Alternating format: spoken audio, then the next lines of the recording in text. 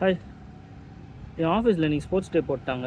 அதுவும் எப்படின்னா, நான் காலையிலேருந்து ஆஃப்டர்நூன் வரைக்கும் ஒர்க் பண்ணிவிட்டு இப்போ ஸ்போர்ட்ஸ் டே அட்டன் பண்ண போயிட்டுருக்கேன். பக்கத்தில் எங்கேயாவது வச்சுருந்தா பரவாயில்ல, புழல் தாண்டி போகணுண்ணா. எங்கேருந்து? டி நகர்லேருந்து. சரி, அவ்வளோ தூரம் போகிறோமே, அப்படியே சும்மா விளாக் பண்ணலான்னு பார்த்தேன். போயிட்டு என்னென்ன நடக்குதுன்னு காமிக்கிறேன். முடிஞ்ச அளவுக்கு கவர் பண்ணுறேன். இன்ட்ரெஸ்டிங்காக இருந்தால் லைக் பண்ணுங்கள், சப்ஸ்கிரைப் பண்ணுங்கள். நிறையா பார்த்து காத்துருக்கு. இதுதான் நம்மளோட சேரட். இதில் தான் நம்ம பயணம் பண்ண போகிறோம். பார்ப்போம், அங்கே போய் கால் பண்ணோம். பை.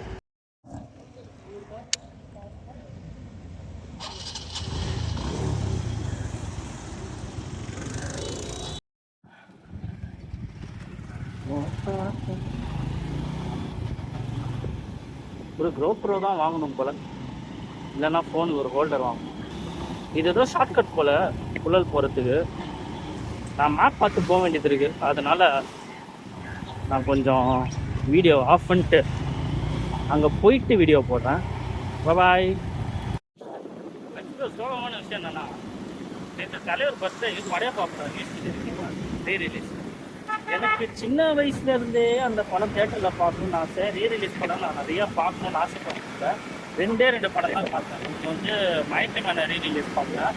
அதுக்கப்புறம் வந்து கில்லி பார்த்தேன். எனக்கு படையப்பா போகணுன்னு ரொம்ப ஆசை. ஆனால் வாழ்க்கையில் எனக்கு சில டிப்ரெஷன்னால மாதிரி போகணுன்னு தோண மாட்டேன்.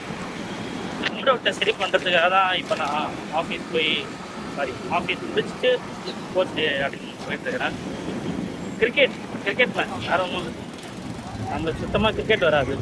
காலையில் ஷெட்யூல் போட்டாங்க, என்னால் ஏர்லி மார்னிங் எந்திரிச்சு கிளம்பி போக முடியல.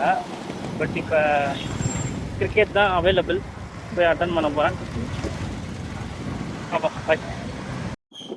ஆக்சுவலி ஆஃபீஸ்லேருந்து கிளம்பும்போது 1 hour போட்டுருந்துச்சு. டக்குன்னு வந்துட்டேன். 15 minutes தான் இருக்குது.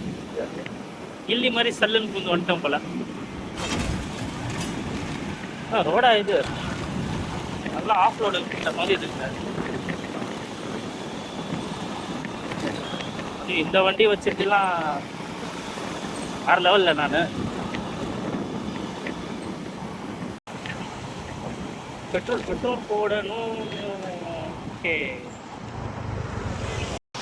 என்னங்க கிளைமேட் வர சென்னை வந்து கொடைக்கானல் மாதிரி ஆகிட்டு வருது. நீங்கள் சொன்னால் நம்ப மாட்டீங்க. இப்போ மத்தியானம் வந்து 3:30 மணி இருக்கும். நாங்கள் 3:30 மணி 4 கிட்ட இருக்கோம். புழல் ஜெயில் வந்தாச்சு. ஆனால் என்ன சொல்லிட்டுருந்தேன், 3-4 மணி இருக்கும். பட் வந்து வெயிலே அடிக்கல, சுத்தமாக வெயில் அடிக்கல.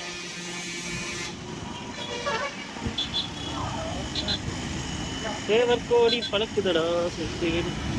இப்போ வர எப்படி ஆயிடுச்சுன்னா, இந்த போலீஸ் தான் பிடிச்சி லைசன்ஸ் இருக்கான்னு கேட்குற மாதிரி எல்லா வண்டியும் பிடிச்சி, ஏய் முருகன் ஃபோட்டோ ஒட்டிருக்கியாடா அப்படின்னு கேட்கணும் போல. எல்லா வண்டியிலையும் முருகன் ஃபோட்டோ நல்லத்தான் வச்சுக்குவாங்களேன். அவர் ஒருத்தர் தான் நம்மளை வழி நடத்தணும். ஆனால் எல்லா வண்டியிலையும் அதான்ப்பா. ஆனால் எப்பப்பெல்லாம் நான் மூட விட்டா இருக்கணுமோ அப்போ டக்குன்னு பார்ப்பேன். பார்க்கும்போது ஒரு முருகர் ஃபோட்டோ வண்டியில் அப்படியே கிராஸ் ஆகணும்.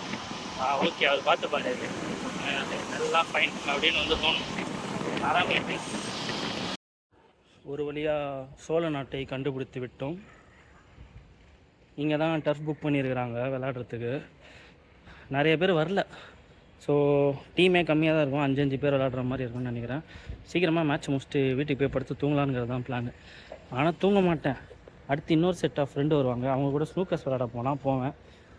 பார்ப்போம் என்ன நடக்குதுன்னு. கிரிக்கெட் விளையாடி ரொம்ப நாள் ஆச்சு போல். சுத்தமாக ஆடவே வர மாட்டேங்குது.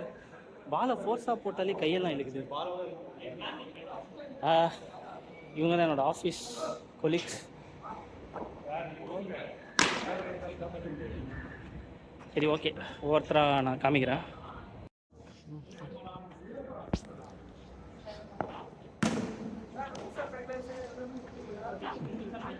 கேப்டன்ஸ் இதராவோ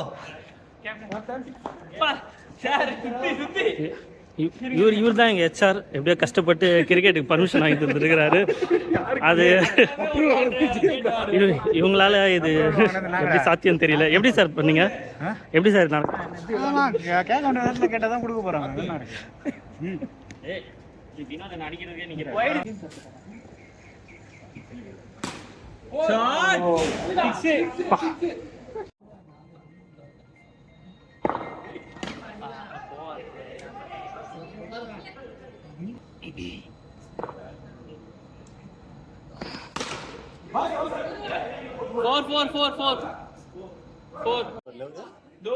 இவரா தெரியலையே. ஆமா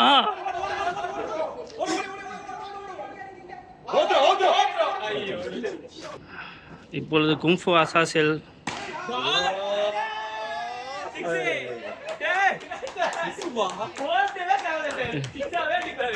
அவர் 6 அடிச்சு ரன் வேற ஓடி இருக்கிறாரு.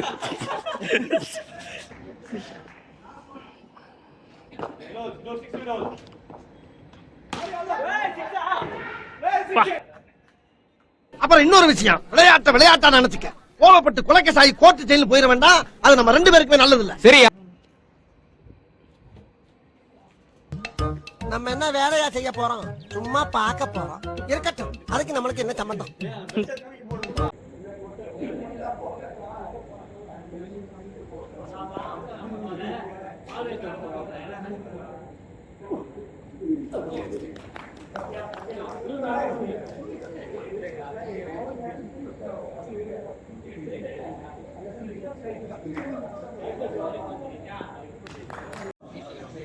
அதிசயம் என்னன்னா, கிரிக்கெட் மேட்ச்சில் என் டீம் ஜெயிச்சிருச்சு.